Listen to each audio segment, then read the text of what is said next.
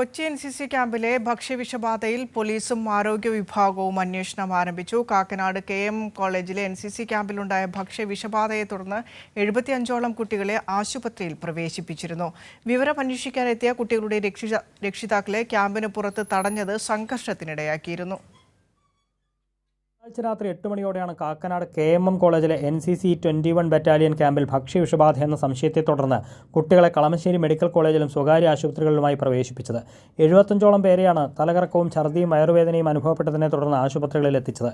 വിവരമറിഞ്ഞ് ക്യാമ്പിന് മുന്നിലെത്തിയ രക്ഷിതാക്കളെ അകത്തേക്ക് കയറ്റിവിടാതിരുന്നത് സംഘർഷത്തിനിടയാക്കി. പോലീസ് എത്തി അനുനയിപ്പിക്കാൻ ശ്രമിച്ചെങ്കിലും അതിന് വഴങ്ങാതെ രക്ഷിതാക്കൾ ഗേറ്റ് തള്ളി തുറന്ന് അകത്ത് കയറുകയായിരുന്നു.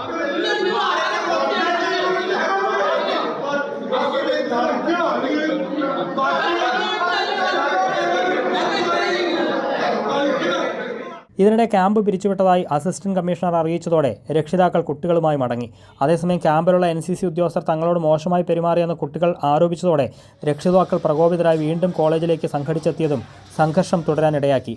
തൃക്കാക്കര നഗരസഭ ആരോഗ്യ വിഭാഗം ക്യാമ്പിലെത്തി ഭക്ഷണ സാമ്പിൾ ശേഖരിച്ചിട്ടുണ്ട്. രാത്രി മടങ്ങാൻ കഴിയാതിരുന്ന കുട്ടികളിൽ പലരെയും രാവിലെ രക്ഷിതാക്കളെത്തി കൂട്ടിക്കൊണ്ടുപോയി. ഫുഡ് പോയ്സൺ ആണെന്ന് പറഞ്ഞു. അപ്പോൾ ഞങ്ങൾ വരണ്ട, ഹോസ്പിറ്റലൈസ്ഡ് ആയിട്ട് പിള്ളേരെ മാത്രം പേരൻസ് വന്നു കണ്ടു. ഞങ്ങളോട് രാവിലെ വന്നാൽ മതി പറഞ്ഞു. ഇല്ല, കുട്ടിയുടെ അടുത്ത് സംസാരിച്ച് അവൾ ഓക്കെ ആയതുകൊണ്ടാണ് ഇന്ന് രാവിലെ വന്നത്. എനിക്ക് കുഴപ്പമുണ്ടായില്ല. ഞങ്ങളുടെ സ്കൂളിൽ നിന്ന് 5 പേർക്കുണ്ടായി ഫുഡ് പോയ്സൺ.